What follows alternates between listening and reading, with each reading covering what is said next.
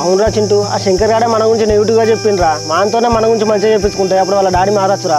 అవునరా సురేష్, అట్లనే మా అమ్మ ఏమంటే తెలుసారా, మన ఊర్లో ఎవరైనా మనకు సపోర్ట్ ఉన్న పెద్ద మనుషులు ఉంటారు చూసినావా, అట్లా వాళ్ళకి ఇద్దరు తీసుకోమంటుంది.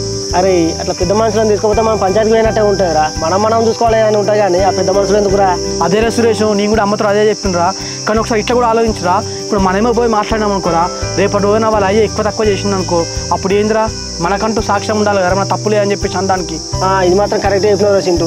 రేపు రోజున ఏ గొడవ వచ్చినా కానీ మన అంతా ఒకటే కులం అంటారా. అదే ఆ శంకర్ అన్నలో ఇద్దరిని తీసుకొచ్చిన అనుకో, వాళ్ళ పెద్ద కులం కాబట్టి ఏ గొడవ ఉండదురా. అవునరా సూరి, నువ్వు చెప్పింది నిజం రా. రేపటి రోజున మనం ఏం చేసుకున్నా కూడా మళ్ళీ మనకే మాట వస్తుందిరా. అందుకే శంకర్ గారిని ఒక ఇద్దరిని మంచిగా పట్టుకురమ్మన్నాం. అరే జానకి వాళ్ళ డాడీ వాళ్ళ మాట తింటాడో వాళ్ళని ఒక ఇద్దరు పట్టుకొని పోదాం. ఇక సరేరా బిట్టు. ఏంది నాన్న, మళ్ళీ ఏమైంది? ఏమన్నా బిడ్డ, మీ దోస్తులు మంచోళ్ళు అమ్మాయి కూడా చెప్తే కదా అన్ననే అయితే